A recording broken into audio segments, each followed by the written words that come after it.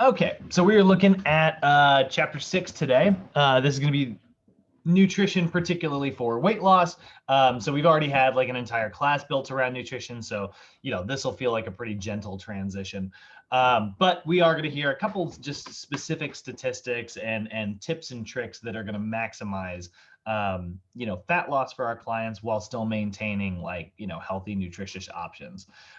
So after this lecture, I want to be able to, provide suggestions on food intake modifications for our clients, like how they can make good, healthy modifications, understand the guidelines required for weight loss, which we know is an energy deficit, but like how do we make that energy deficit?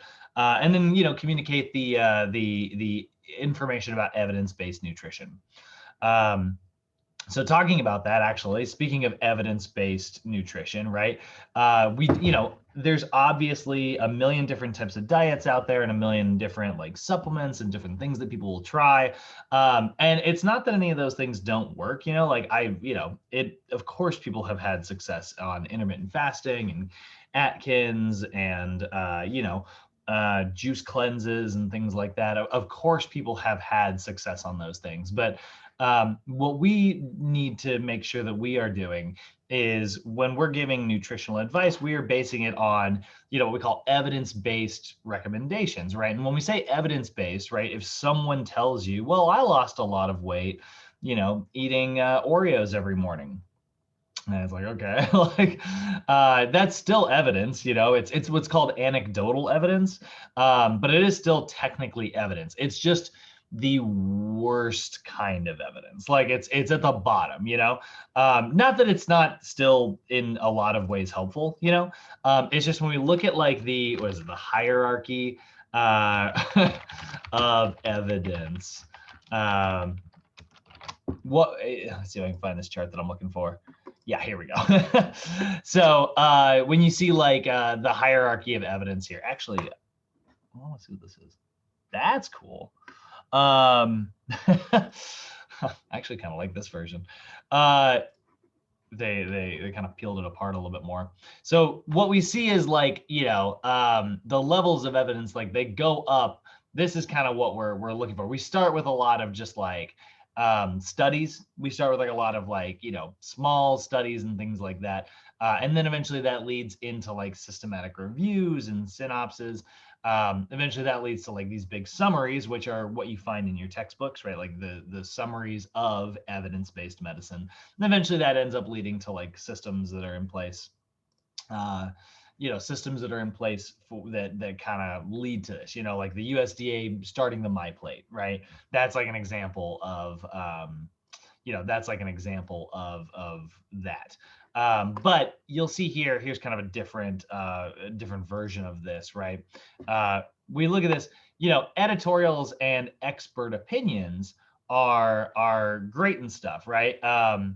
And they're experts in the field. And so like I like to show like a lot of videos in class of like experts who are, have experienced it themselves. I like to tell you guys a lot of stories. Your clients are going to tell you stories. So anecdotal evidence, like information just from a person saying, well, I lost weight eating Oreos every day. It still counts as evidence, right? But you'll notice the quality of that evidence. We want to kind of work our way up this pyramid, right? We want to work our way to the top. And so this is definitely at the bottom. Anecdotal evidence, or stories that people tell you or things that you read online about, like, you won't believe how much she lost in 2 weeks, those stories, like, it's not that they are untrue, they are just the worst example of like evidence-based information, right? So then it's going to go up to like case studies, and case studies are where like they usually look at a very small sampling group and they tell like, again, kind of an interesting story about a person, like a specific thing that happened. They were like, well, like when I told you guys about where they had a group of people food journal and they all lost weight simply because they were food journaling, that's a case study, right? Then there's also case control studies. Those are a little bit more specific, where they have like a case study versus like a control group. Cohort studies where they do like, massive versions. And then they have randomized control trials. This is what, getting vaccines out. This is what took so freaking long. Is they got to make sure that they are approved for randomized controls, where basically they bring in, people, and then they some of them are the test group and some of them are not the test group, but nobody knows who is who. And then they look to see if anybody is having symptoms and whatever. And then eventually that leads to systematic reviews. And systematic reviews are where like we review that all that information that we've been gathering this entire time, and we they look at every single little variable. Sometimes you'll hear like people talk about what's called a meta-analysis. And a meta-analysis is basically where someone will look at a bunch of different papers, a bunch of different case studies, all written about one specific topic, and they'll analyze the pieces of data from each, look for mistakes, look for flaws, and average out like the results. This is where one of the meta-analysis that kind of had a pretty large impact on our industry, like in the weightlifting industry. I was talking about this guy the other day, but my favorite exercise physiologist, this guy's name is Brad Schoenfeld, and then his partner was this other guy named Brett Contreras. You might have heard of Brett Contreras. He tends to be a little more kind of famous. He kind of is known as like he's a well-known celebrity trainer. He's called the Glute Guy, and he has like a big squat program that people can go through and beef up the moneymaker. But it was him and then another guy named James Krieger. And so these three exercise physiologists analyzed over 500 different papers. I think maybe it was even more than that, but I'm not gonna look it up. But he analyzed a bunch. They analyzed all these different papers, and they were trying to find what the optimum training volume was in terms of like maximum muscular growth. And this was mostly related to hypertrophy. It wasn't necessarily related to strength. It wasn't necessarily related to weight loss. It was mostly about muscle growth, like how many sets per week is necessary for maximizing muscular growth. Because sometimes you'll see these hypertrophy programs where people are doing like 30, 40 sets per week, which is insanely high amount. And then other times you'll see people doing maybe like 5 or 6 sets, which is relatively low, and remember, this is sets per week. So imagine if I was bench pressing 5 days a week for 3 sets of 12. So that's 3 sets every day, 5 days a week. That'd be 15 sets per week. But I'm not really taking time to prepare. There's a bunch of reasons why you shouldn't do a program like that. But that's what we mean when I say like overall weekly volume. And so what they found after doing all these meta-analyses was that about 10 to 20 sets per week is the optimal range. Anything less than 10 and you're kind of missing out on some potential muscle growth there. And anything greater than 20, they find that like you're not really getting any benefits beyond the 20th set. They find that like that's kind of where it sort of caps out. And so, between 10 and 20. So, one of the things that, and what's great about that is that actually matches up directly with what NASM has found as well. You'll see that when we get to looking at how we kind of set up our sets and reps and stuff, it actually corresponds pretty well. NASM doesn't typically get that close to 20. The most that they usually get is right around 18, but that's still very much within that range. And generally the lowest they get is around 9. So it's pretty close, like 9 to 18 versus this meta-analysis, which found that the optimal is between 10 and 20. So that's kind of cool because I always like to kind of, when you're creating like an overall cycle for a program, it actually makes a lot of sense to maybe go, you have like high volume months and low volume months and high rep months and low rep months. And, that is going to work inversely, right? The higher repetition stuff means that it's low intensity, which means you can go a little bit higher in terms of like volume here and there. And so like they kind of work inversely to each other. And you can do that. Like maybe you do like a month of maybe 11 or maybe 12 sets per body part per week. And then, you amp up the volume a little bit to the next part of your cycle. The next month you go somewhere between maybe 13 and 15 sets per week. And then next month after that, your third month on a program, you would go maybe like 17 to 18 or 19 sets per week, and then you reset the whole thing, and then go back through the cycle again. And that's how we can continue, keep changing things up while experiencing growth and stuff. So I kind of got sidetracked. I love talking about that study. I talk about it all the time. This won't be the last time. You're good, Brad. but that's when you're looking at the idea of like evidence-based information, this is really what we're talking about. And so it's always really important to mention that, because like if you have had success on going vegan, or you've had success doing the carnivore diet, which is exactly the opposite, or if you've had success on keto, intermittent fasting, Atkins, the zone diet, South Beach, whatever, I'm not saying that any of those things don't work, but they typically don't fit into what we see has been 100% proven to work. So, in the same way that I'm willing to say that it is definitely possible that those programs are successful, we have to be willing to say that it's also possible that just general healthy nutrition advice that focuses on just eating a normal diet with healthy choices 9 out of 10 times rather than 5 out of 10 times is also going to be successful,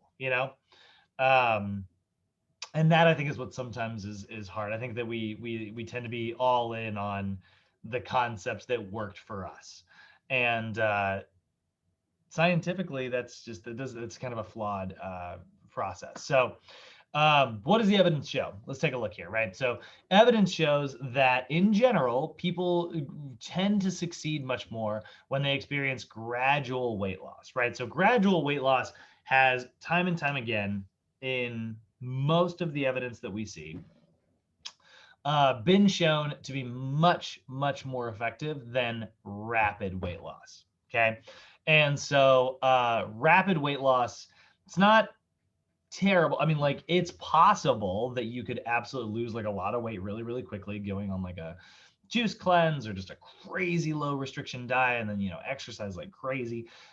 That absolutely can result 100% in like a weight loss program. But the problem is when you do stuff like that, it tends to be very hard to stick to. It tends to be very hard to like stay on a program like that. And so programs focusing on like extreme, super fast results, they often are really hard to adhere to. And so you end up like falling back into old habits. And so like, this is where, again, like one of the reasons I think keto is so successful has nothing to do with the fact, like, people talk about ketones all day and they're like, it's a more efficient fuel source and stuff like that. And I'm clearly pretty skeptical of that, but you will not hear me say that it's ineffective. I actually think it's oftentimes really effective for a lot of people. If it wasn't for the fact that like my parents are like older and have like heart problems, and it's very unsafe to change their diet outside of like getting nutrient rich stuff. My parents are like a really good example of like good candidates for keto because it's really easy to stick to. It's a bacon diet. It's Hey, Brad, easy Brad, I to have a question. Yeah, what's up? So you were just talking about the vegan versus like carnivore diet. Yeah, absolutely. Do you believe like a lot in that carnivore diet, like where it's just pure meat? And I think that it's a great way to get plenty of B vitamins in, 100%. But there's an entire list of essential vitamins and minerals that are just not in meat products, Right. And Because I had a friend who was doing that, and he would, really, tell me about it. But like, I was like, just meat? But like, he would eat like beef jerky, like also like in between like big meals or something. yeah. And it's You know what I mean? interesting what they have to do to get their vitamins. They'll consume a lot of like organ meats on those diets a lot of times. Did your friend do like liver and stuff? Say it again. Did your friend do a lot of like liver? I think he did. I think he did. Yeah, they really recommend it a lot of times on those diets. They're like, you got to get liver, you got to get organ meats, because organ meats tend to hold on to some of those vitamins a lot Okay. better than other cuts of meat. And One more thing. yeah, So I'm moving around a lot, and my phone may or may not die. I'm just Oh, want to put that out there. all right. Gotcha. Okay. Thank you. Uh, Good to just know. in case, I don't want you like keep talking like what the hell, you know what I mean? Oh no, no, you're good. You're good. Yeah. Okay. Um, so yeah, so we'll see. Like, yeah, I definitely think it's possible for people to lose weight on one of those that carnivore diet. I mean, Joe Rogan is like all on Yeah, exactly. Oh, that's exactly where he got it from. Like that's why he started doing it was because Joe Rogan said it. that. You know? Yeah. Which again, if you ask me, I don't know how Joe has presented it. I do know that I hear about it a lot more because he has brought this up in recent years and stuff. Yeah. But like, that's an example of, in my opinion, a pretty irresponsible way of presenting dietary information. You know, Right. like, I Right. mean, I Right. don't know if he has. I actually, to be fair, I don't know if he has been responsible. I mean, but Joe Rogan also promotes DMT like in every episode.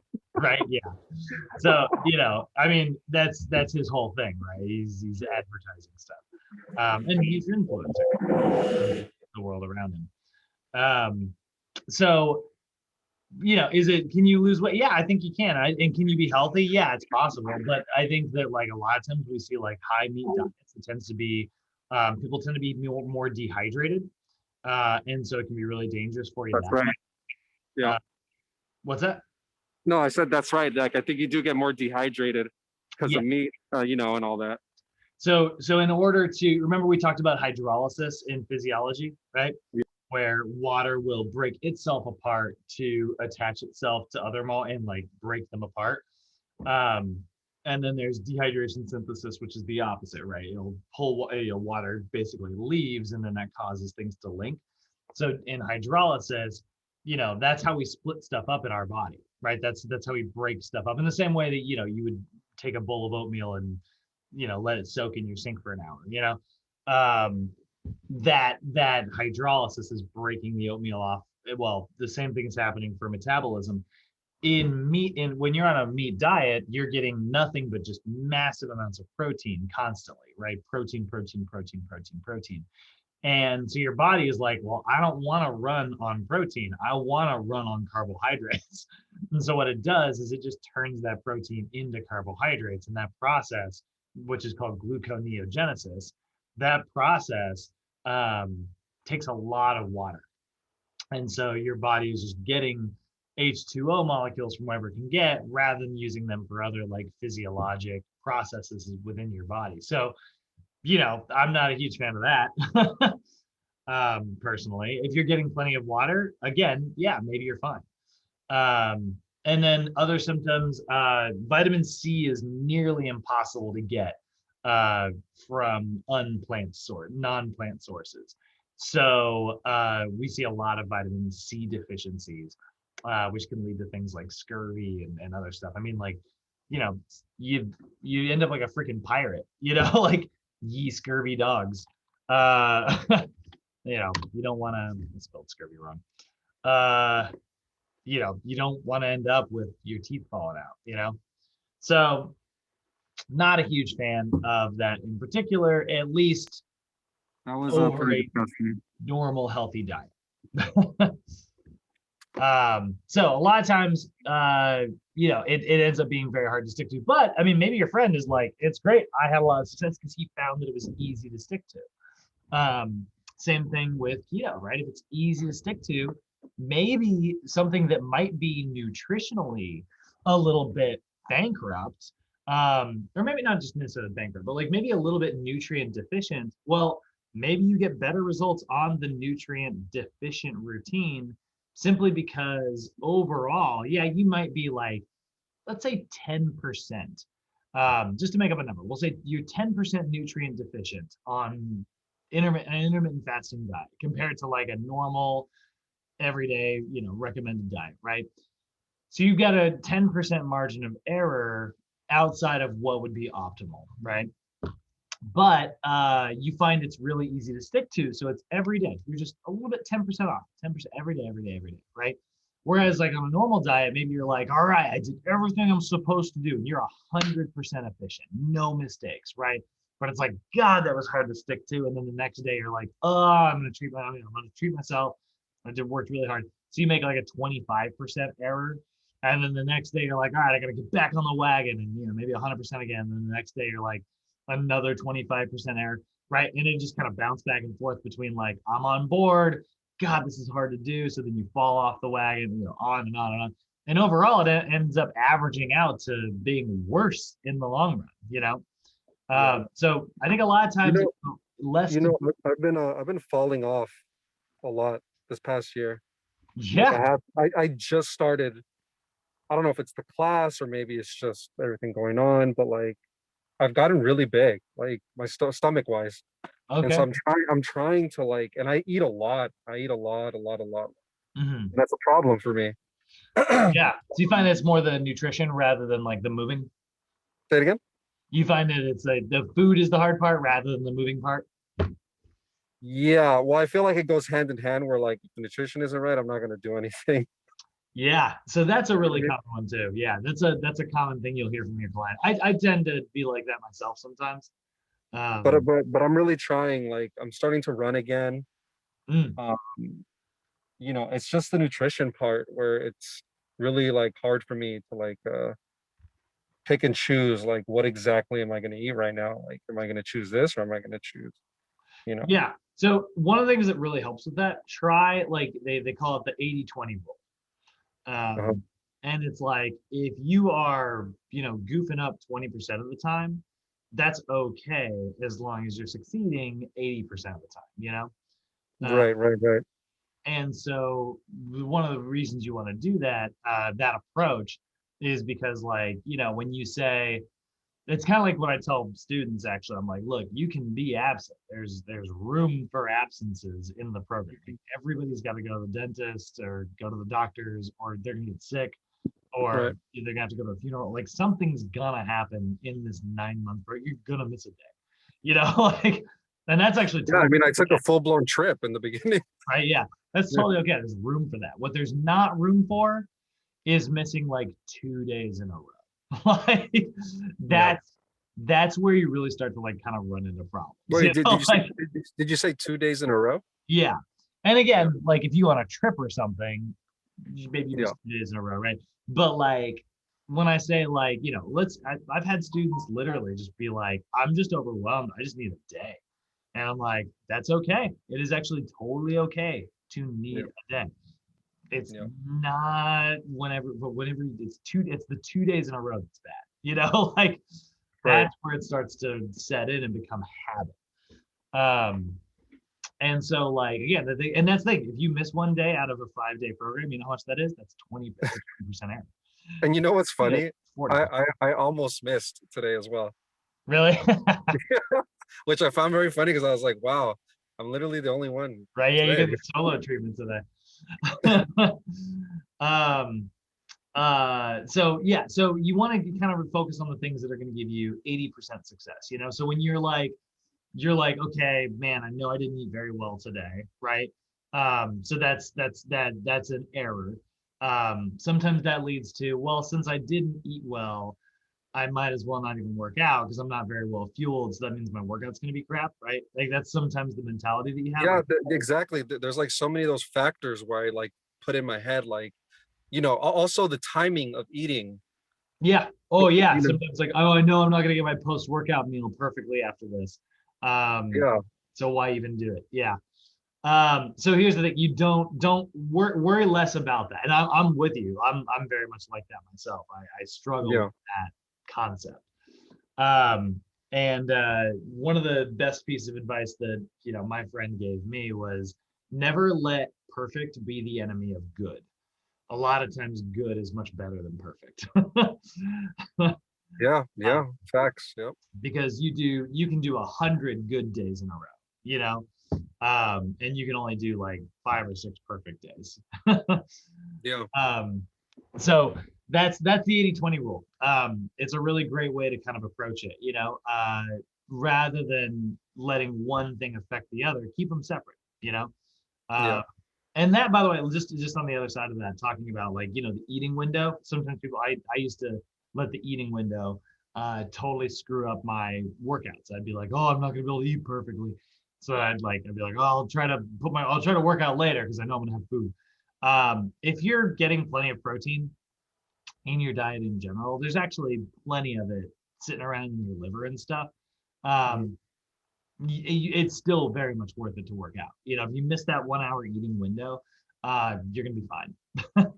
Yeah, I think as long as you work out, Mhm. of course you got to eat healthy as well. Not, I mean, doesn't have to be over the top, but still, I still feel like eating healthy and well, at least working out as much as you can Mhm. is probably the best outcome, Yeah, that's the thing. right? Because you're getting other benefits. Yeah, Who knows? Maybe it doesn't help you lose weight today, but it helps you build strength and proprioception and coordination, which help you work out more efficiently. And then the next time you go to the gym in right. 3 days, you. I'm a pretty slow paced person. Mhm. Um, I know that there's people that think they could work out on Saturday, get a six pack by Monday. But I'm not like that. I try to move slowly because I try to take care of like my physical body because Yeah, you know, I think going too hard or doing all that, like, takes you out of the plus, gym. yeah, yeah, Yeah, it's a marathon, not a sprint. exactly, exactly. All right, so here's what's recommended in terms of like the numbers we look at. The National Institute of Health, they recommend a 10% reduction in body weight over a 6 month period. So let's say you weigh 200 pounds and you're trying to get down, you're trying to lose weight, right? So 200 pounds, that I, would I, be, I weigh exactly 200 right now. okay, so that would be, so we multiply 200 by 10%, right? So times zero point 0.1, that means that that's a 20-pound loss in a 6 month period is what is recommended, which doesn't sound very fancy because I get it. There's like so many programs out there that are like, you can lose 20 pounds in a week, and we're bombarded with information like that. When you think about like a 6 month period, that's going to be about 25 weeks. So we take 20 pounds of body fat, we divide it by, we'll say 24 weeks, just for the sake of it. That's a little bit less than 6 months, but it'll make this number a little more palatable. So we divide 20 by 24, and it's going to come out to 0.83 pounds a week. So just under 1 pound a week. That's a pretty good rate. If you consistently lost like 0.83 pounds, every single week, that's not bad, right? So 20 divided by, I guess, what is perfect? I guess it'd be 26 weeks is perfect in 6 months. So, or 0.769 pounds. There's a crazier number. Well, let's just round it off to point 0.8, I guess. Yeah. And maybe that's faster in the beginning and slower towards the end, you know? Yeah. But that is sort of what is recommended here. So if we look at that, if we know we're looking for 0.83, right? So 3,500 times, we'll say zero point 0.8, right? Pounds per week. Um, then that means that, like, because 3,500 represents our 1 pound loss, then that means we need to create about a 2,800 calorie deficit every single day over the next 6 months, right? Your fuel. Yeah, this is the deficit here. So we divide Okay. that by 7 days. That means you need to eat exactly what you have been eating right now and change your activity to burning an extra 400 calories a day. So maybe that involves like, getting an exercise, like a heart rate monitor watch and a treadmill, and hitting start and waiting until you see the number of calories burned, hit the number I 4. was I was actually doing that about a year or 2 years ago. I was running a treadmill about 45 minutes to an hour. That'd be burning about 400. Okay, great. And then Yeah. you need to, and then your diet would stay the same. Or on the flip side of it, you could cut 400 calories out of your diet every day, and that would result. Or alternatively, you could cut 200 calories out of your day and burn an extra 200 calories every day. Right. Okay. As long as we are creating a 2,800 calorie deficit weekly, that's zero point 0.8 pounds per week. You do that every week. And here's the thing, your energy burned is going to go down as you get closer to your goal. Your BMR is going to change as you go through this program. So the number of calories burned versus the number of calories like consumed are going to change slightly because you are, especially the calories consumed, because your body might be burning 1,900 calories a day right now, but in a month, it might be burning 1,875. And that 25 calorie difference adds up, especially when you think about this is a 6-month journey. So, there's changes you're going to have to make. I'm not saying we know exactly, we can just map this out in the beginning and stick to it for 6 months. We got to make adjustments along the way.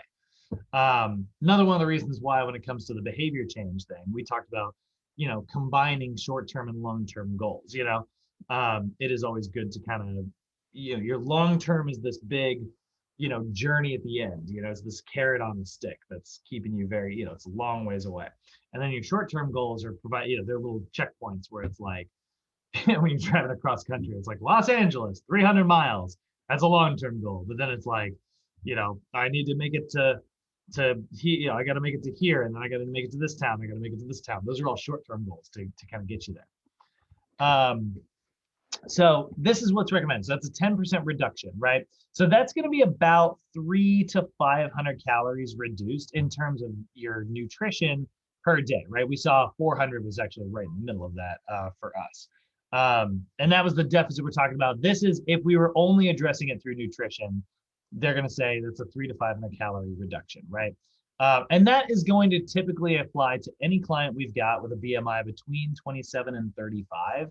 Generally, a good rate of weight loss is 1/2 to 1 pound per week. We saw 0.8 pounds per week was perfect for us. Now, if your client was like extreme obesity client, right? Like let's say we've got somebody who has a BMI greater or equal to or greater than 35, you can be a lot more aggressive about cutting your calories down. And you can create a deficit even as high as up to 1,000, which could result in 1 to 2 pounds lost per week, which might seem like really aggressive based on, we just said like we want to be not so aggressive, but based on like relative to that person's body, that's actually still 10% of their overall body weight over 6 months, right? So again, this is another thing that kind of shows you the closer you get to your goal, the more everything slows down. It's just much more difficult. So I think I did map that out down here, didn't I? No, I didn't actually. All right, we'll go back up here. I was like, didn't I have a chart in here? So we look at somebody with a BMI of, let's say someone weighs 300 pounds, right?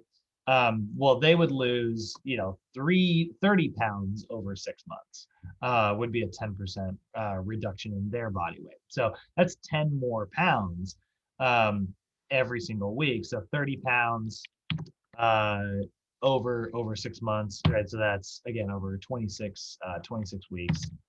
So that'd be 1.15 pounds per week, right? If they weighed 400 pounds, that'd be 40 pounds over 26 weeks. So they might experience like 1.5 pounds per week. So we're definitely seeing these numbers like shift a little bit depending on like who your client is.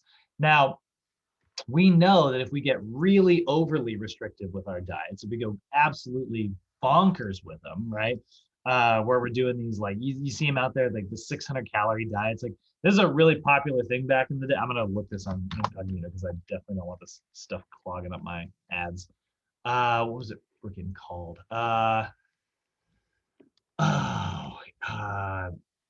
What is the name of that stupid hormone? 600 calorie diet hormone.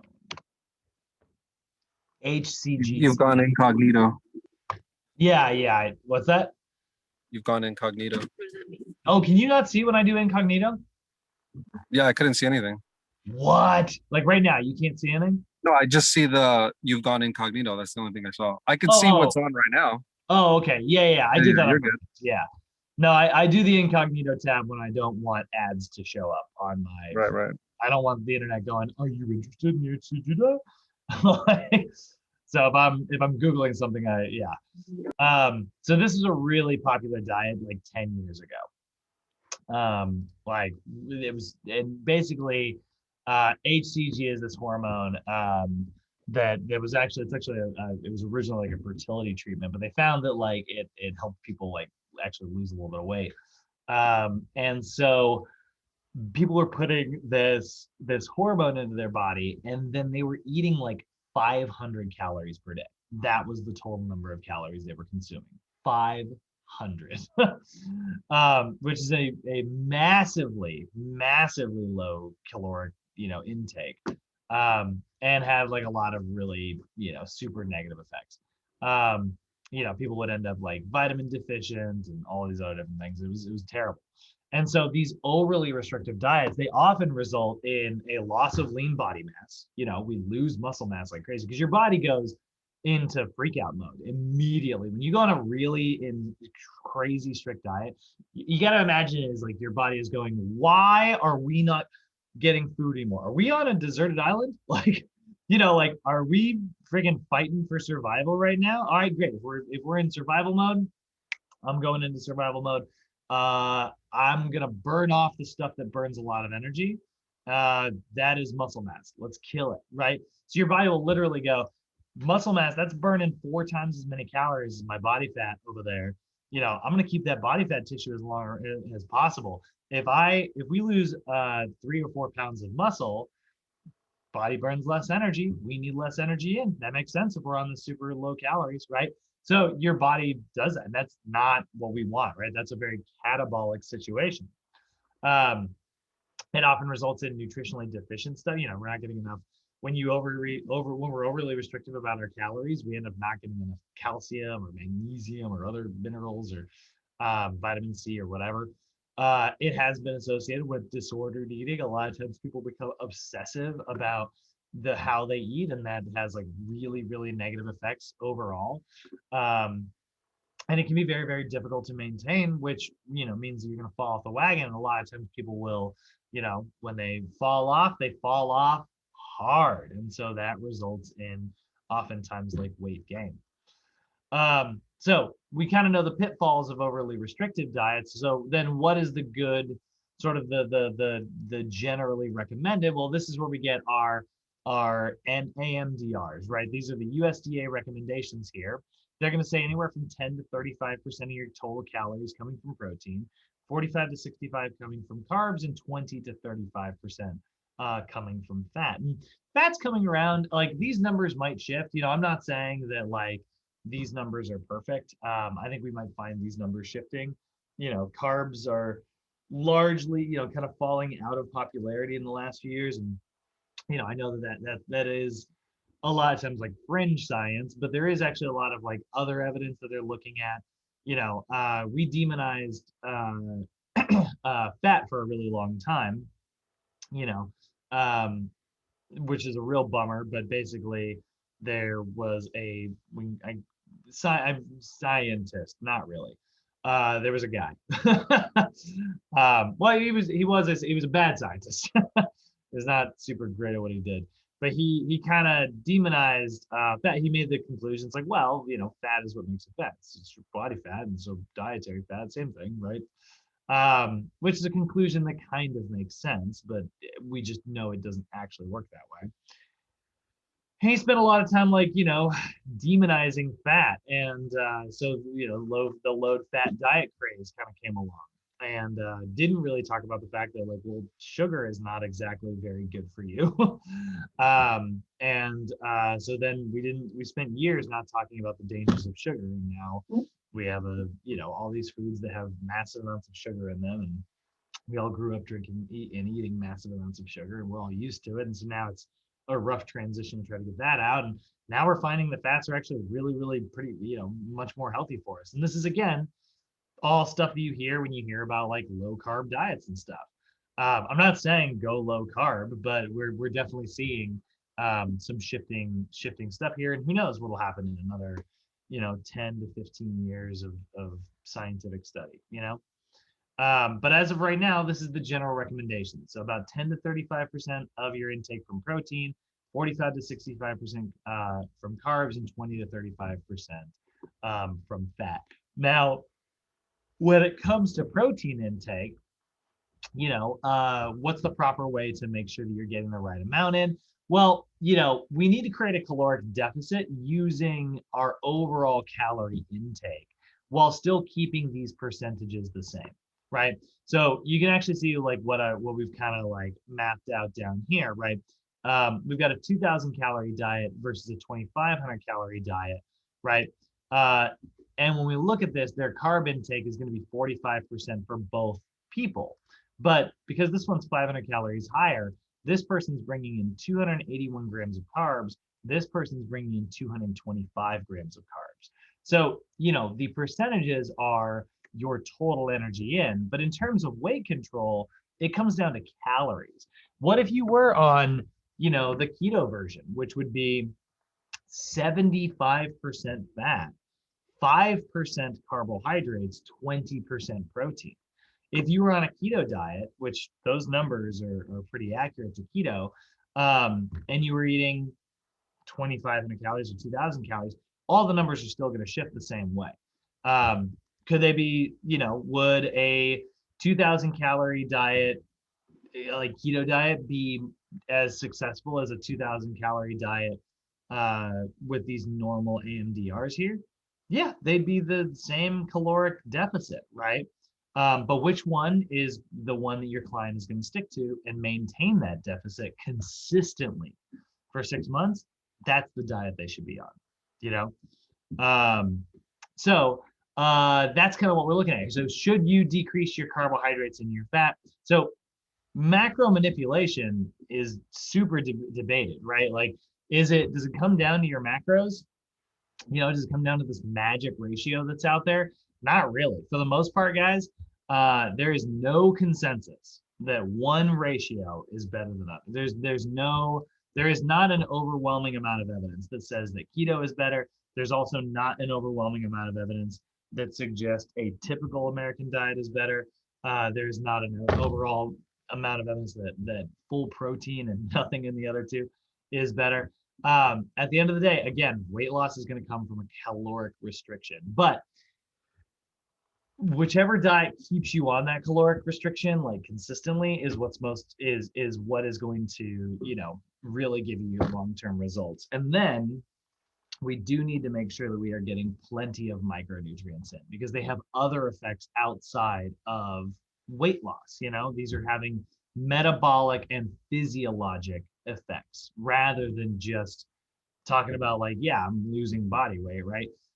That's fine if that's your goal, but like your goal should also be to like maintain a healthy functioning body, which means that we need to get those micronutrients in there. So, what's the best thing to eat? I love this right here. I love that they put this in the PowerPoint. They're like, well, fine. What's the best thing to eat? There is no best thing. It doesn't really work that way. I'm actually getting a little ahead of my notes here.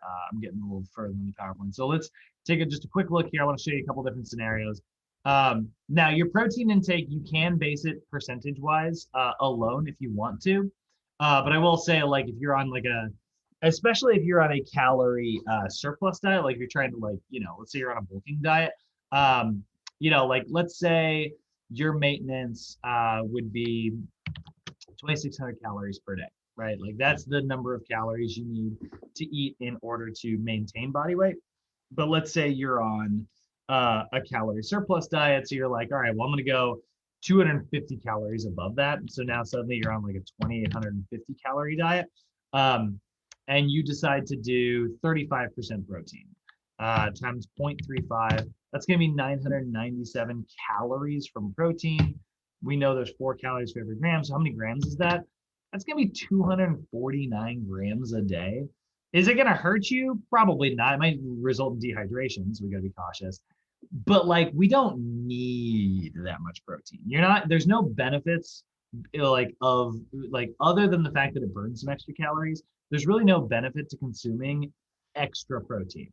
Kind of like earlier we were talking, remember I mentioned earlier, 10 to 20 sets. We don't see any benefit of doing 30 sets beyond 20, same thing is true of protein. We don't really see any benefit once we go beyond these, recommended. So 249 grams of protein is going to have the same effects in terms of muscle growth and or maintenance of muscle mass as 100, Andre said you weigh 200 pounds, it'll have about the same effect as about 195 grams of protein per day. So, so now it's like, okay, so maybe we don't just strictly rely on these AMDR percentages. We instead look at our recommended protein intakes which according to the USDA is going to be 0.8 grams of protein for every kilogram of body weight for sedentary individuals. So your average everyday client, let's say somebody is burning, we'll say, 2,200 calories a day. Again, if we go like, if they were to eat like 10%, right? So times 0.1, that'd be 220 calories divided by 4. That's 55 grams of protein per day. Could be fine, right?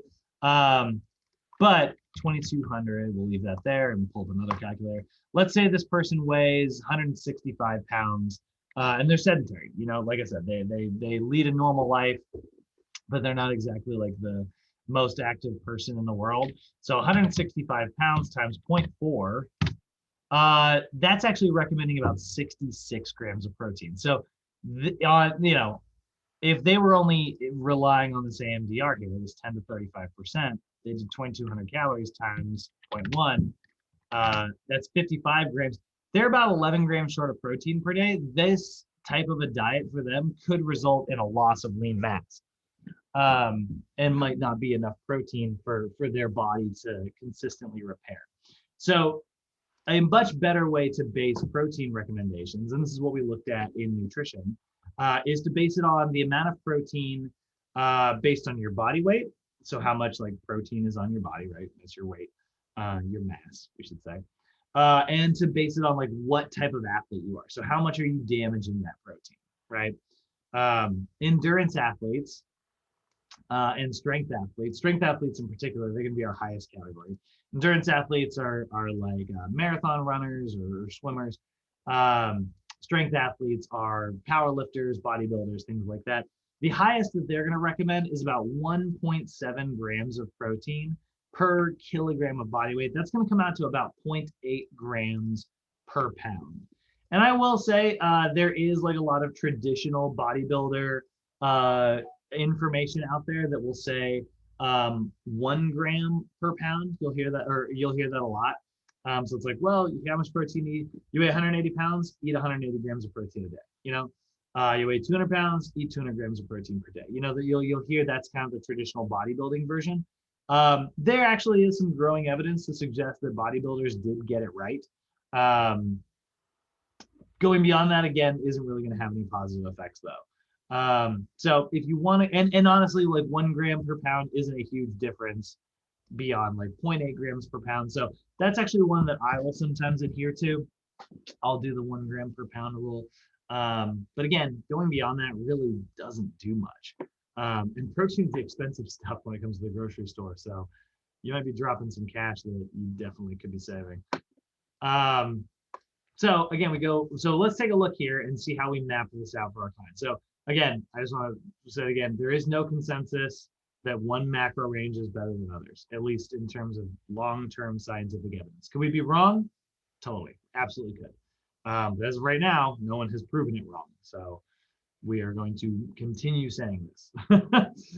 So we got client 1 here, they're 200 pounds. Client 2 is also 200 pounds. They are both going to be strength athletes, but client 1 is going to consume 2,000 calories per day. Maybe they're on like a cutting diet. And client 2 is on like a little bit of a less extreme, 2,500 calories per day, right? So maybe they're in like a maintenance situation, right? But they're both strength athletes. So we're going to go with 0.7 grams of protein per pound, right? So that's just below the minimum. Like we're kind of right in the middle between 0.5 and 0.8, right? We picked kind of a middle ground. So, both of these people are going to eat the same amount of protein, even though like this person's on a 2,000 calorie diet and this person's on a 2,500 calorie diet. They're both eating 140 grams of protein per day, which means scenario 1, this is 28% of their total intake, well within our normal healthy ranges, right? And this person here is 22% of their total intake, well within the healthy ranges. They're also both going to go with 45% carbohydrates.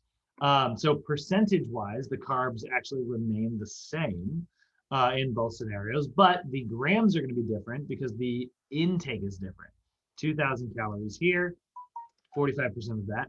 2,500 calories here, 45% of that. So that's going to be 225 grams for scenario 1 and 281 grams for scenario 2. And then fat intake, we are going with whatever is left. That's 27%, which is within our normal ranges here. So this one is a higher percentage of fat, resulting in 60 grams. This one's actually a lower percentage of fat, but resulting in more grams, right? So it's only 23%, but it's still, 31 grams more. And that's what we're seeing with like these numbers. Which of these is more effective? Again, it doesn't that conversation doesn't really track. It doesn't work that way, right? They're both going to get the results that reflect their diet, So we definitely see some differences in terms of the percentages moving around. But like, they both might, this person's going to have very good maintenance and this person's going to have successful weight loss. If we were to like reduce this person down to 2000 calories, but then keep these percentages the same, it would end up, actually the math wouldn't really work out that way. They would end up in this scenario here. But let's just say we screw with the protein intake and we just base it entirely on percentages, right? So we bump around these numbers a little bit. Would that be more effective? No, it'd be about the same effective. Again, it's not about the macro distribution. It is about the calories in. The macronutrient distributions are there to guide you to ensure that you are getting enough nutrients in. But they're not black and white rules. So speaking of nutrient density, this is where we want to kind of pivot our conversation and talk a little bit less about calories and a little bit more about what it means to give our physiology, give our cells the stuff they need to function, right? So what's the best thing to eat then? There it is, right? Well, your healthiest choice is going to be macronutrient rich foods, which are also micronutrient rich. So this is where we get into the idea of nutrient density versus energy dense, right? So nutrient density is distinct from energy density. It is the measure of how many micronutrients are found in a food, right? So if we look at like difference between 200 calories of broccoli and 200 calories of, I don't know, potato chips. It'll take much longer for the broccoli, or a bigger amount of broccoli. Yeah, exactly. Right. It's actually, here we go. Here 200. Here's peanut butter versus, right. So this is kind of cool actually. I like this picture. Now, is this saying that peanut butter is bad for us? Not necessarily. There's a lot of really healthy stuff in peanut butter, right? It's different, right? But like these are different like nutrient versus energy dense versions, right? So here's all these different 200 calorie foods, right? These are all, each of these is 200 calories. So actually, what's that? 2, 4, 6, 8. Let's see, what is this? 4 by 3, so 12. So there's 2,400 calories in this picture here, right? It's funny. 2,400 calories could be your weight loss plan.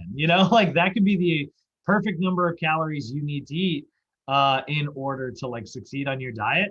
So could you just take everything here and be like, all right, there's my meal plan? Yeah, you could theoretically, but here's what we're looking at, right? We see a lot of we see 2 things of potato chips, which is funny. A half a hamburger, was that a donut? A donut with a small piece of it taken out. Lots of nutrients in this apple here. I'm assuming that's whole milk, brown. Is that brown rice? That's a lot for. Actually, no. It's actually, yeah. It's on a plate. I was right. This is not a bowl. That's a plate. I was like, that's a lot of rice, but no, that's actually about right. 200 calories of rice is like I think a half cup of rice. So if you were to spread that over a plate, that's probably what it would look like after it's cooked. Anyway, my brain just got very distracted. There's 3 eggs. That's actually 180 calories. I know that one because eggs are 60. So these aren't terrible, right? But you can see how they're definitely filling up the plates differently versus this giant freaking plate of broccoli. So there's kiwi versus peanut butter, right? So sometimes it's about nutrient density more so than it is about energy density, right? This is not a list of good versus bad foods. It's not what I'm talking about right now. But I am talking about like if you are going to like ensure that you are sticking on your diet plan, it makes a lot of sense to try to make yourself feel as full as possible consistently. And that's why we want to focus on nutrient dense foods because now we know that we're getting the most bang for our buck. Let's say you are on a 1500 calorie diet, right? That's a pretty freaking extremely low calorie diet, right? So let's say you're on a 1500 calorie diet. You in this scenario, you have perfect willpower. You know, willpower is not an issue for you. Um, Brad, yeah, what's up? that AMDR, that's going to be a question on the homework, huh? Yeah, they love to ask you about those. They love to make sure you have those memorized. So these numbers here, the 10 to 35, 45 to 65, 20 to 35, all three of those get them up here. The other Gotcha. one they want you to know is zero point 0.8 grams per kilogram body weight for protein. For sedentary. They tend to always use sedentary. They tend to not ask you these two. So the one you want to have memorized is zero point 0.8. Even though ironically this is the one that least often applies to us because we're not really training that many sedentary people. Once they start training with us, they are no longer sedentary. So ironically, this is the one that least applies to you in the real world, but it is the one that you want to have memorized for your test along with all these here. Good question. Thank you. Yeah, of course. So talking about micronutrients, right? By getting that AMDR and getting these in, and by doing that while focusing on nutrient dense foods, you're going to be in good shape. You're going to land where you need to, right? So nutrient density is talking about like food quality over food quantity, right? So going back to our scenario that I was talking about, right?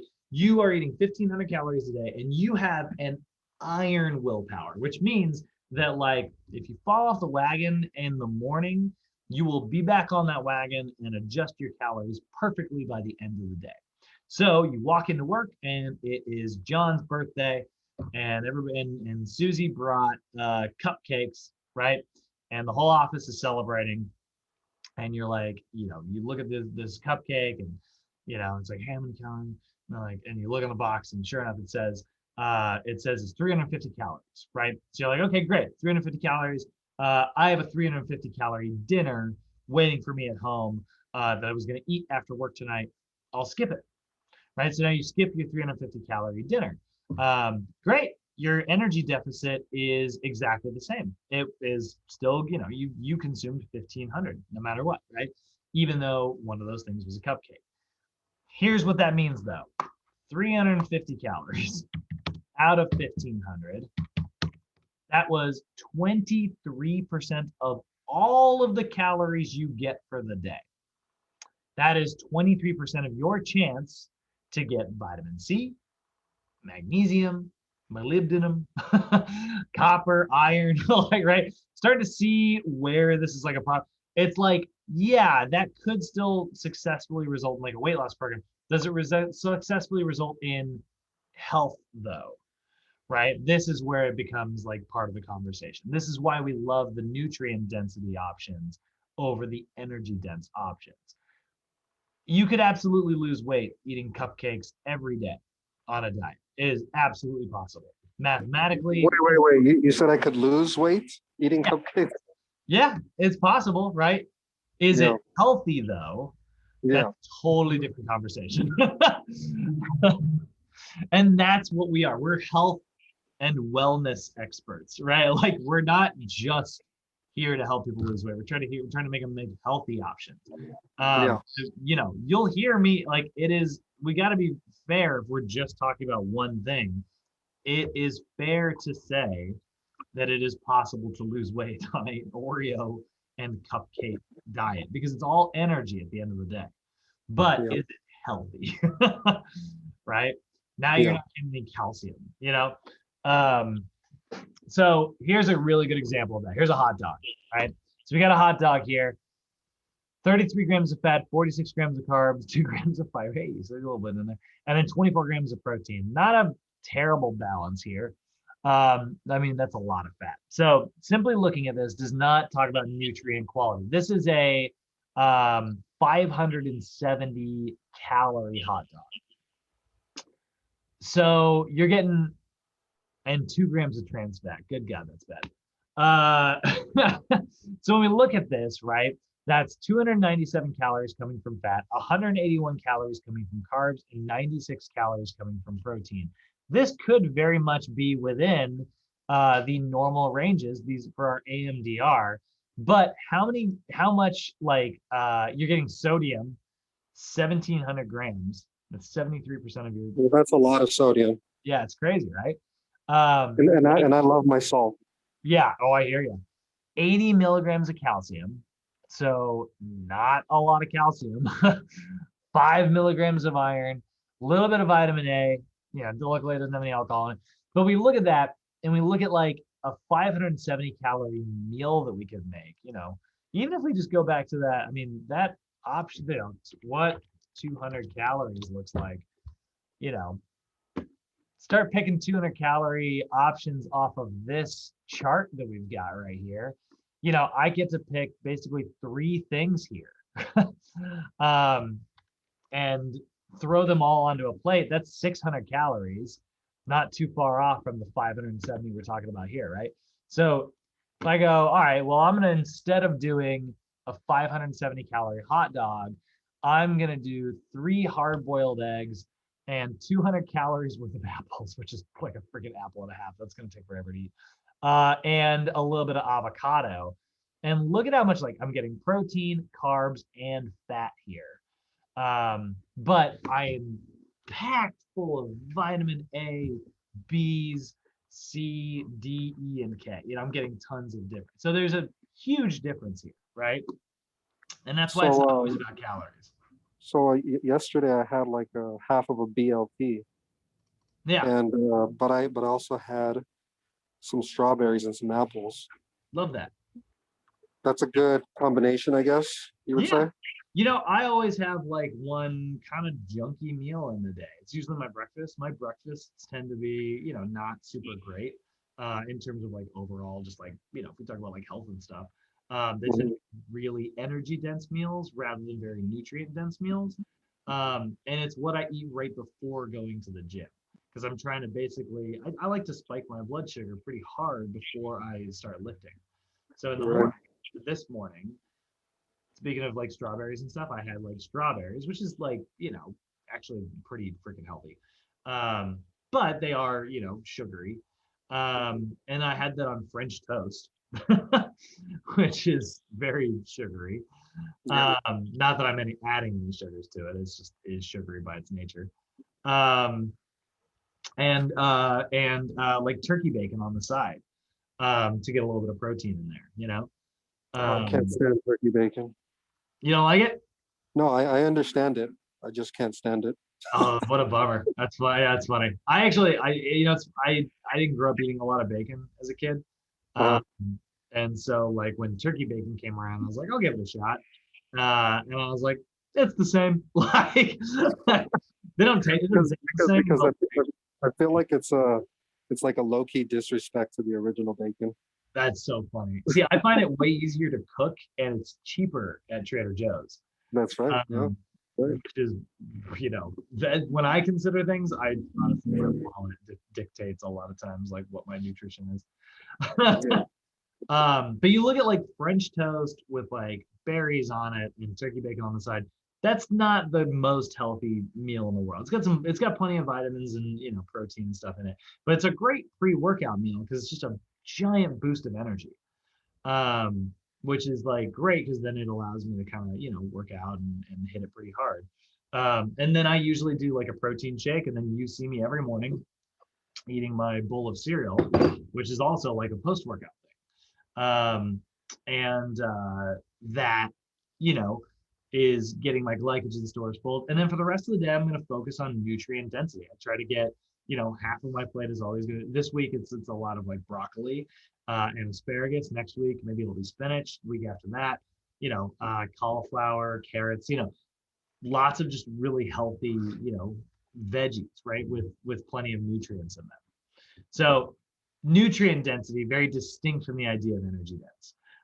And that's what we want to encourage in our clients. This is why the My Plate system works so freaking well, is by in getting half your plate fruits and veggies, there's no way you can't be getting plenty of nutrient dense options in there, right? So energy dense is the measure of how many calories. Nutrient dense is the measure of how many nutrients we're finding. And that's why you look at milk versus soda.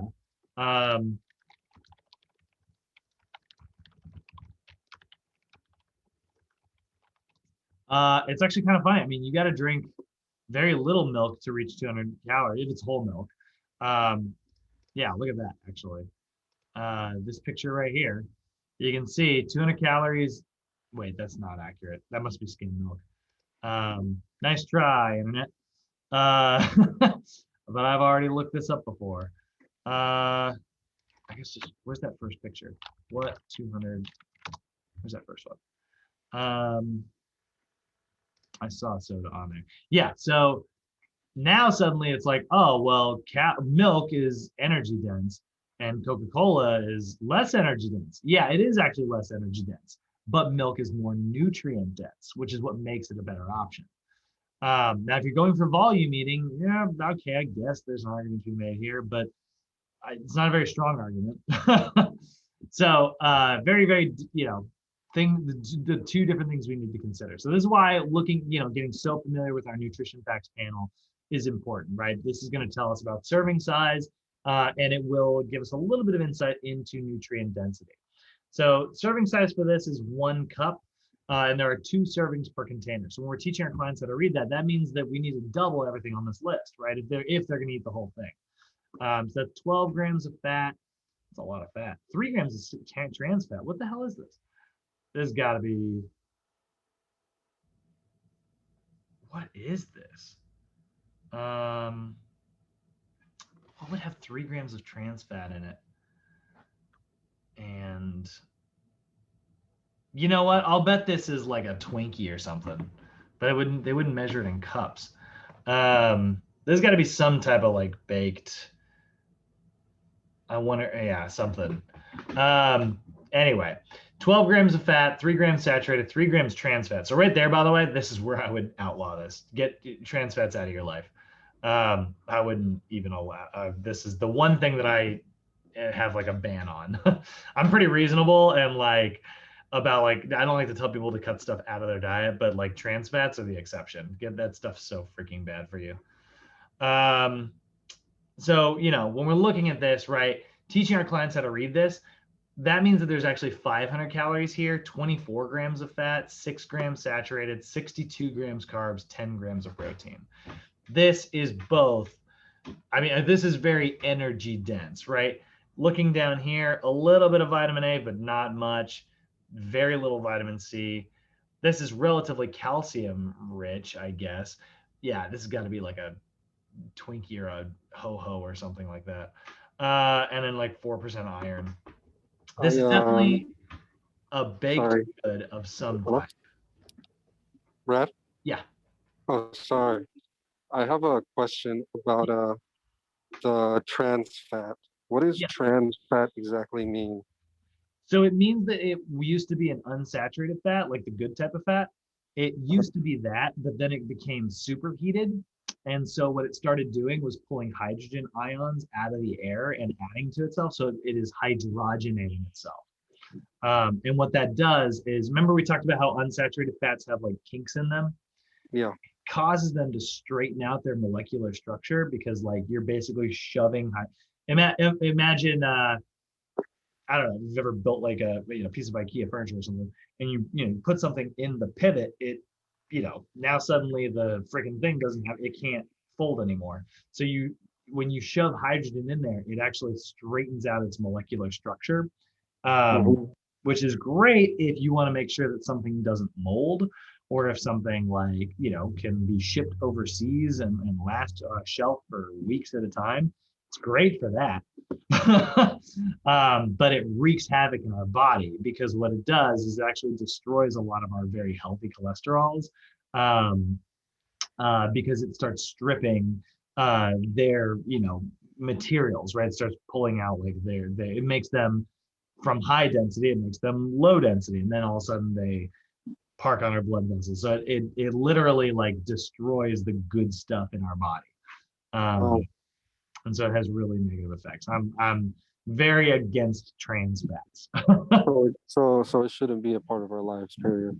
Yeah, that's the one thing I really, really do not like the traditional approach of diet. Like, don't eat this, don't eat this. Don't. I don't like that approach. I think that creates like miniature obsessions in the back of the brain on those foods. I think that it creates a really unhealthy relationship with food. And I think that cutting stuff out is way harder than adding stuff in. So I like to tell people what to eat, not what Mhm. not to eat. Yeah. Trans fats, though, are my exception to that rule. I am like, stay the F away from those. They don't have That's any a that's or a no that's a redeeming qualities. right. That's a good point where you said about you tell everybody what to eat, what not and what not. Well, you don't tell them what not to eat, but you tell them what to eat. Yeah. Because if you are getting everything you need to eat, if you're getting it all in, your body is going to have way less cravings, and chances are you're not going to have room for the bad stuff. Oh, I see. Okay, So, cool. so here's the effects of like energy density, right? So let's look at like low energy dense foods that happen to be high volume foods. So we're looking at like we could sometimes you'll hear this referred to as like volume eating, which is a popular dietary term sometimes. But like what it leads to is like large portions, like it leads to eating massive amounts, huge bowls and plates of food, but you're getting like, very little energy in it, right? And so because of that's great, right? That's really really cool deal. You're getting lots of vitamins, lots of minerals, but you're not getting very many calories. It's easy to stick on a diet when you feel like you're full all the time. Yeah, So your nutrient density is really what we're looking for here, right? You're going to be way more satisfied and you're going to consume less, which is great. Now there are like dietary supplements out there as well. When it comes to like, nutrients, we can't have a conversation about nutrients without talking about like diet supplements, like should I take a multivitamin, you know? Well, dietary supplements do provide nutrients if you are in a restriction. Occasionally with clients, I will sometimes recommend like a multivitamin if they are on like a calorie restricted diet. That being said, I never like the idea of replacing vitamins and minerals from food sources with them from a pill source. There's not even a lot of evidence to suggest, like at this point, we used to think that vitamins were the bee's knees. When I say I'm it, I'm I'm, I'm sorry, I didn't hear what you said about you said it cut out something about resources. What resources? I do not like to replace um, regular like food with like vitamin Oh, supplements. vitamins. Okay, got you. But sometimes I will use them to like hedge my bets. You know what I mean? Hmm. If I've got a client who's like, "Hey, I'm already going to take a multivitamin. Which one would you recommend?" I will work with them to, we'll hop online and search around and find one, and I'll evaluate them for the most part, look for absorbability and things like that, and make sure they don't have any fillers in them, because they already are committed to like taking it as part of their normal routine. But there's never going to be a world in which someone is vitamin D deficient, and I go, well, you need to take a vitamin D pill. I'm going to say you need to go get out for a 10-minute walk in the sun every day, because that's the natural way of getting it versus this pill that often will have absorbability problems. Like we just don't absorb from a pill very that well. Uh, Yeah. so we're finding more and more that as time goes on, we're finding that vitamins are less and less effective. The more we know about vitamin supplements, the more we're finding it's like, man, these don't really work that well. um, So the lower the diet is in calories, the chances are, and this is the thing, on like calorie restricted diets, you're more likely to be nutrient deficient, right? It's just we live in a world with a lot of energy. And so if you're managing your energy, which is it's easy to track calories. Tracking the amount of calcium you need per day that's the hard stuff. So you can hedge your bets a little bit with supplementation. You know, that's one of the very and this is why I got the word, I put may in here. This is me over here. So vitamins and minerals, they may fill in the gaps that occur due to restriction. And then it should be noted though, that vitamin and mineral supplements will never be able to replace like a whole food. It just isn't absorbed as well. It just doesn't work that way. So if you're getting your you know, however much calcium is in a head full of broccoli, and you were to say, but I got that much calcium in this little tiny pill here. Yeah, they're the same amount of calcium, but I promise you, your body absorbs the broccoli better. It just does.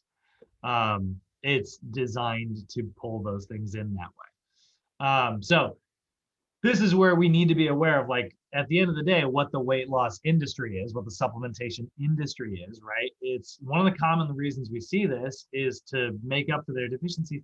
But one of the reasons that the vitamin market is out there is to make money. You know, it's a $55 billion industry back in 2006. And then it was a $68 billion industry in 2010. Imagine what it is now. So there's going to be advertisements, there's going to be magazines, TV, all this stuff saying like, hey, you need to take this supplement. And is it true? I mean, you need the vitamins. It is true that you need the vitamins. I would not say that it's true that you need the vitamin supplement as long as you're getting it from food. So research continually demonstrates that dietary supplements are safe, but it doesn't necessarily prove that they are more effective than food. So things to be aware of. So summarizing everything up, and then I want to show a video. So to accomplish weight loss goals, we need to estimate our energy needs, and then we need to focus on nutrient-dense options. And we've got a lot of different tools out there to do that. Biggest tools that help us are learning how to read a nutrition facts panel, trying to structure our meals to look like a My Plate as often as possible. And then there are like lots of interesting articles out there and things like that. Our job is to help our clients choose healthy, nutritious options.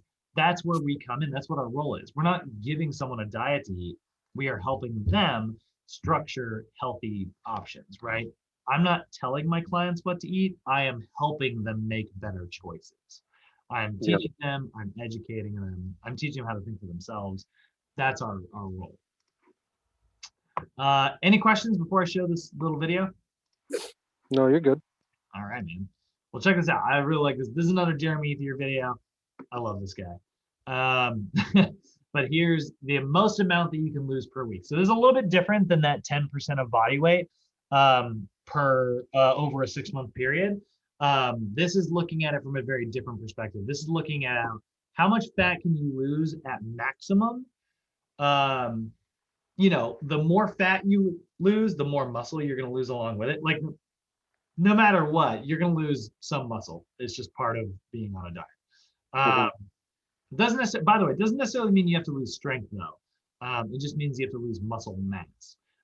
But your strength comes from like your nervous system, so you might not lose both.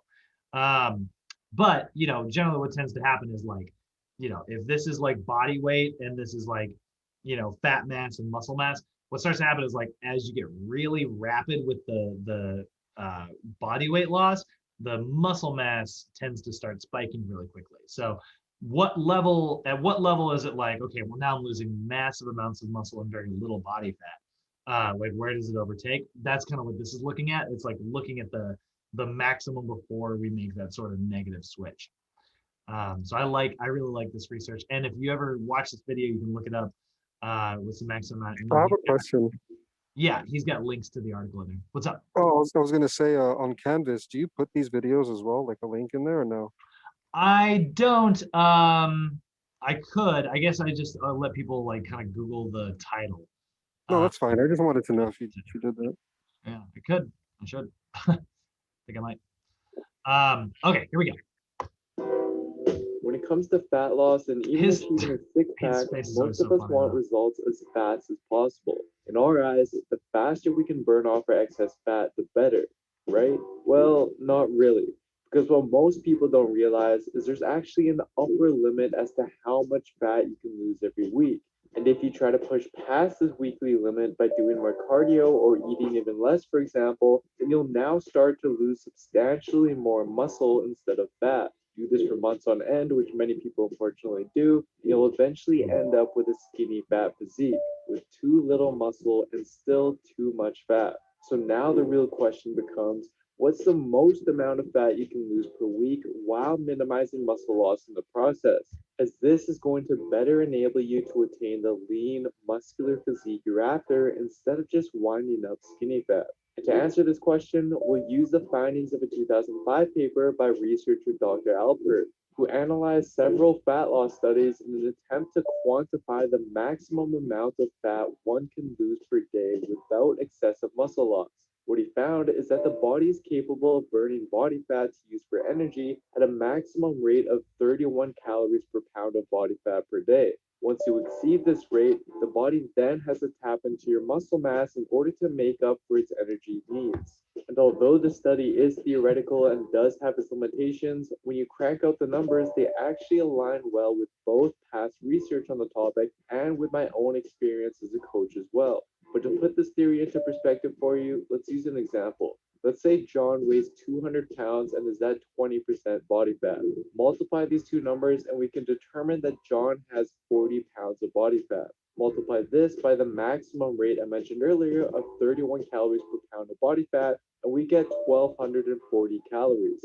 This represents the maximum daily calorie deficit John should employ every day to maximize fat loss while minimizing muscle loss. And to find out what this would equate to in terms of pounds of fat loss per week, we can multiply this number by 7 to represent a week and then divide it by 3,500 since we know that this is roughly what 1 pound of fat is equivalent to. But as you can see, we end up with 2.5 pounds, which represents the theoretical maximum amount of fat John could lose per week while minimizing muscle loss. Whereas on the contrary, if you're a leaner individual like Jimmy here, who weighs 170 pounds and is at 15% body fat, then in this case, he'd only be carrying around 26 pounds of fat, and therefore his theoretical maximum rate of weekly fat loss would be just 1.6 pounds per week. So as you can see, as you get leaner, the maximum amount of fat your body is able to lose per week reduces, which is something that other papers have found to be true as well. So now that we've covered what the maximum rate of fat loss is per week, how can you now go put this into practice? Well, if you're truly seeking to lose fat as fast as humanly possible, then here's what you do. First, find out what the maximum daily calorie deficit and weekly fat loss number would be for you using the process I outlined earlier. And then to achieve this daily deficit, you would use a combination of eating below your TDEE or maintenance calories, performing regular resistance training, and throwing in additional cardio. And then you simply monitor your body weight throughout the weeks and try to hit your target maximum weekly fat loss number. Then as you progress and your body fat continues to decrease, you want to slow down your rate of fat loss to minimize muscle loss by again recalculating what your maximum weekly fat loss number would be at your new weight and your new body fat percentage. So over time, the rate at which you lose weight should slow down. And basically that's all there is to it. But with all that being said, I do want to provide some precautions. First of all, keep in mind that this protocol is a very aggressive approach that employs a fairly large calorie deficit, high activity, and a fast rate of weight loss. For some who are more experienced, this may be completely doable, but for most people, especially those just starting out with their fat loss journey, it's just unrealistic and very difficult to adhere to, and you'd be much better off taking a longer, less aggressive approach that you'd be more likely to stick with. Second of all, as researcher Dr. Alpert points out, even if you're under this 31 calorie per pound limit I outlined earlier, it doesn't mean that you won't lose muscle mass. It simply represents a threshold value past which the rate of muscle loss starts to become exponentially large. So if you're truly seeking to maintain Actually, that's a really great chart right there. This right here, right, is like, you can see like the amount of muscle loss is relatively low. It does start to spike, but then it gets really aggressive in here. This is what we are trying to avoid. So it's like the part where, yes, this is still greater than this, but it's not like as aggressive as it would be up here. It's So it's like a probably constant battle. It's a constant battle between, not losing that much exactly. muscle. Yeah. Exactly. So this is a really aggressive approach. This is definitely more. I like to show this because this is very much like the bodybuilder side of it, which bodybuilding is very aggressive about, like, body composition and stuff. Yeah. That's sport, right? It's a, in this way that basketball is a sport of getting a ball into a hoop, right? Bodybuilding is a sport of competing to see who can change their body composition the most. So I like to mention it because I know some of our students are bodybuilders and they want to get into that someday and maybe do a competition here and there. This is an aggressive approach. Would I recommend this for most of my normal clients? Probably not. This is way too aggressive for me personally.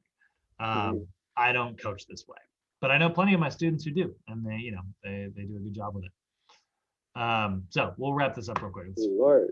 So if you're truly seeking to maintain as much muscle mass as possible or even build muscle while losing fat, then again, a less aggressive deficit would be best. But all in all, if you get motivated by seeing results fast and can adhere to a tough protocol, then by all means go for it. Otherwise, taking a slow and steady approach and making positive, long-lasting changes to your lifestyle is what I'd personally recommend, as that's more often than not what's going to deliver you the best results in the long term. I hope you all enjoyed the video, but just remember, guys, that fat loss is all. So, I like that. I like mentioning that, even if, whoops, I don't necessarily, my screen is paused. There we go. Even if I don't necessarily apply it that often myself. And that's it, man. How you feeling? Good. Solo treatment today? You got any solo questions? Say it again. You got any solo questions? No, I think I asked you throughout the class. Fair. All right, man. I'll let you out of here. Enjoy the freaking beach weather. Will do, man. Yeah. Here, take one more look. Oh man, I'm so jealous. It's awesome. You got a much better classroom than I do. Have a good one, Brett. I'm actually gonna meditate right now. Oh, I love that. Good on you, man. Good on you. Yeah, with my sister. She's a healer herself. Oh, it's And great.